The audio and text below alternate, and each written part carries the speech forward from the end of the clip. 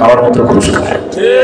তো এই জাতীয় মুসলমানকে আল্লাহ পাকে কি টাকা পয়সা সাহায্য করবেন, ঠিক কিনা বলে?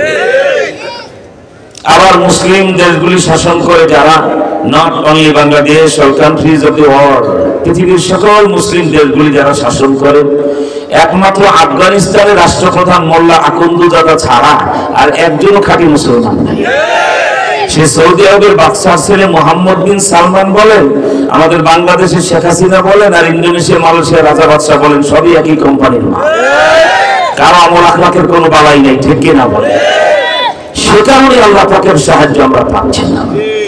ইসলামের মৌলিক একটা কথা মনে রাখবেন, ওলামা আর উমারা, ইসলামের খেদমত পৃথিবীতে যখন থেকে ইসলাম এসেছে, বিশেষ করে আমাদের প্রিয় নবীজি বিদায় হজের ভাষণে যে ইসলাম রেখে গেলেন, এই ইসলাম আঘাতপ্রাপ্ত হলে দুই দল লোকের একদলকে অবশ্যই নেতৃত্ব দিয়ে গিয়ে আসতে হবে, তা না হলে ইসলাম থাকবে না।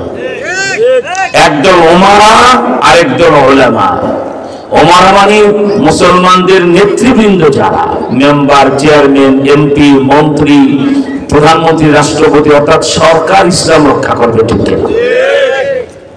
যদি সরকার ফাসেক হয়ে যায়, সরকার যদি ইয়াজিদের চরিত্র হয়ে যায়, সরকারের রাজনীতি যদি ইয়াজিদের দুর্গন্ধ পাওয়া যায়, নবীর নাতি ইমাম হুসাইনকে কারবালায় শহীদ করতে তার কলিজা কাঁপে নাই, আর বাংলাদেশের রমজান মাসে আলিমদের গ্রেফতার করতে তাদের কলিজা কাঁপে নাই, একই কোম্পানির মাল।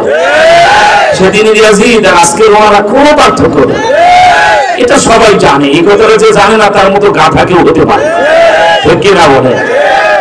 আমার ভাইরা, অপরদিকে অত্যন্ত দুঃখ পরিতাপের বিষয় সেটা হলো যে ইসলাম বা মুসলমানদের আঘাত আসলে, এই যে বর্তমান আমরা 200 কোটি মুসলমান, 57টা রাষ্ট্র আমাদের, কয়টা?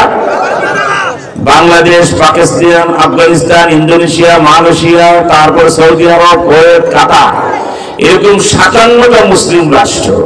আবার আমরা বিচ্ছিন্ন নেই, আমাদের একটা সংস্থা আছে। তুমি কি মোবাইলে কথা বলবে? বেয়াদবির সীমা নেই, এখানে বসে মোবাইলে কথা বলো, কে বলছে তোমাকে ওয়াজ মাহফিলে আসতে? সাবধান। আমরা যখন কথা বলি বক্তাগিরি ফুটাইতে কথা বলি না, মঞ্চে বসে আসমানের মালিকের কাছে কাঙ্গালের মতো ভিক্ষার হাত পাতি, আল্লাহ ওই কথা বলি এই মাহফিল জবানে দাও, যেই কথাগুলো এই মাহফিল মানুষের হেদায়েত হবে।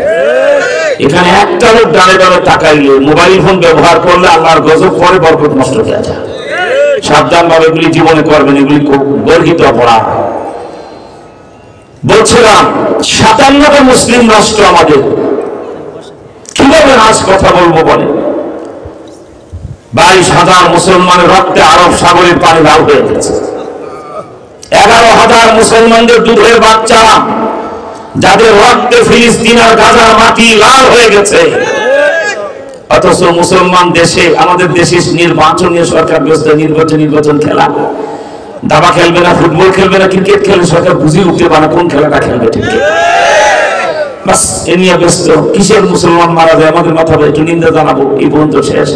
সৌদি আরবের বাদশার ছেলে যে আমাদের রাজতন্ত্র থাকলেই হলো, এবং মনে রাখবেন বর্তমানে ওয়াইসির নেতৃত্ব দেয় যে সৌদি আরব, 57টা মুসলিম রাষ্ট্রের এটার মূল প্রধান যে সৌদি বাদশার ছেলে মোহাম্মদ বিন সালমান, এটা ডিজিটাল ফেরাউন, এটা জমানার নব্য ফেরাউন, ঠিক কিনা? তারা এই বেয়াদব আল্লাহ রসুলকে মাটির নিচে শোয়ায়। যেই দেশের মাটির নিচে নবীজি ঘুমায়, সেই দেশে সিনেমা হল সে ওপেন করে দিয়েছে। সৌদি আরবে কল্পনাও করা যেত না সিনেমা হল থাকবে, ঠিক কিনা?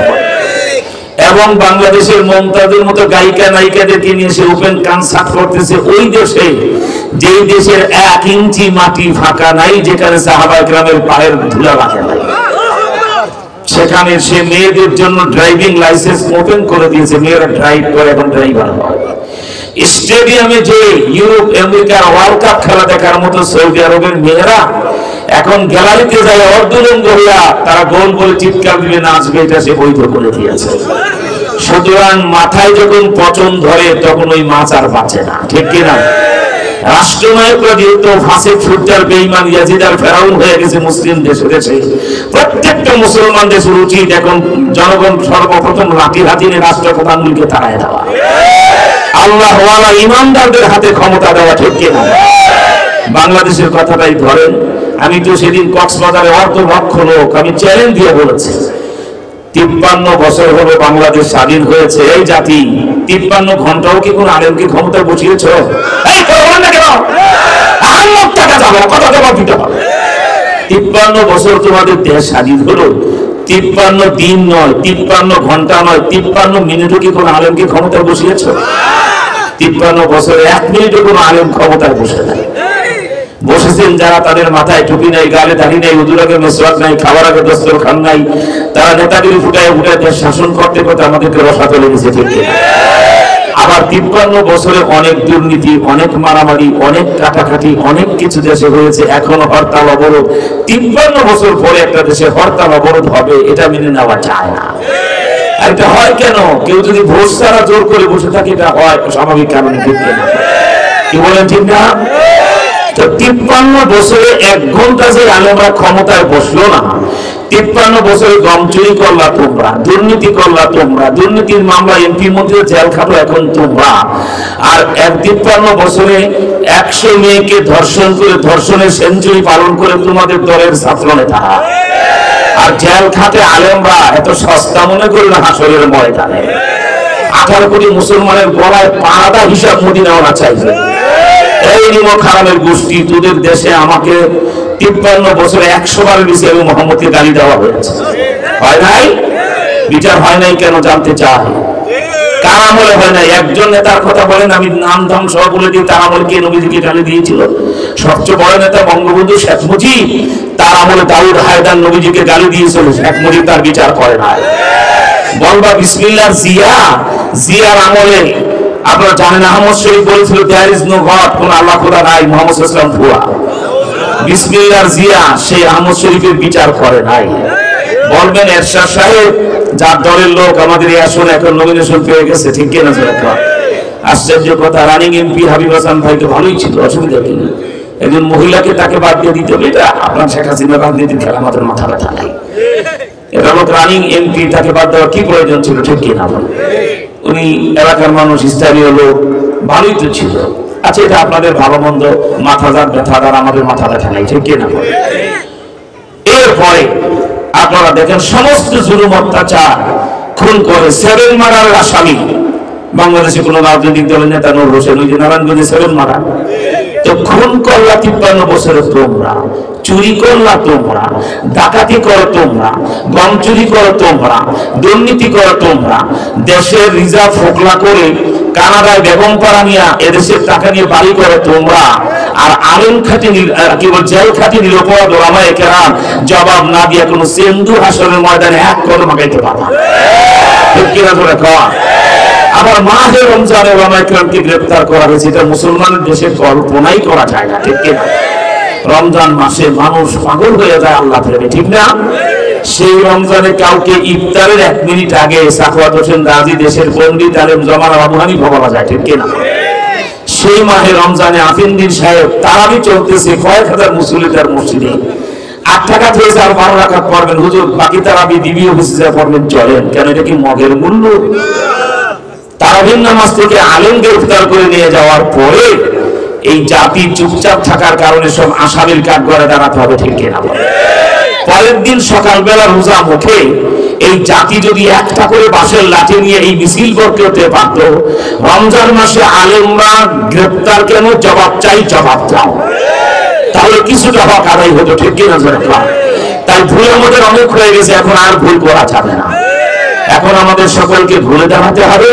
সেই জন্য আল্লাহ রাস্তায় আপনাদেরকে বলবো যে ইহুদিদের ব্যাপারে এত তীব্র সমালোচনা কোরআন শরীফে, আপনারা কোরআন শরীফের হাফেজ না, আলেম না, কিন্তু সূরা ফাতিহা জানে না এমন একটা লোক এখানে নাই। ঠিক কিনা? তা আপনি সারা জীবন সূরা ফাতিহার শেষ আয়াতে কি পড়লেন? গায়রিল মাগদুবি আলাইহিম ওয়ালা, এই জবান বলেন না কেন? ওয়ালা। কোরআন শরীফ যখন পড়া হবে, যদি পড়তে নাও পারেন, ঠোঁট নাড়াবেন, মাথা ঘুরাবেন, শরীরে কোনো মাফ হয়ে যাবে। এই যে সারা জীবন পড়লেন গায়রিল মাগদুবি আলাইহিম ওয়ালা, কি বললেন আপনি জানেন? কোরআনে কারীম 3টি জাতির তীব্র সমালোচনা করেছে, কঠিন সমালোচনা করার 3 জাতির। কয় জাতি? 1 হলো ইহুদি জাতি, 2 নাম্বার হলো খ্রিস্টান জাতি, 3 নাম্বার হলো প্রতিবেশী রাষ্ট্র ভারতের মূর্তি পূজক, এই মূর্তি পূজারী জাতি। এই তিনটি জাতির তীব্র সমালোচনা কোরআন করেছে। এখানে দেখুন সূরা ফাতিহা, কোরআন শরীফের আর জায়গায় না বুঝলে সূরা ফাতিহা তো বুঝবেন, ঠিক না?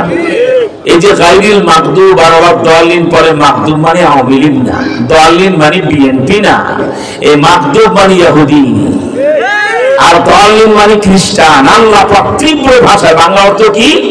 মাগদুব মানে অভিশপ্ত, লানত প্রাপ্ত, আল্লাহর গজব প্রাপ্ত জাতি ইহুদি জাতি।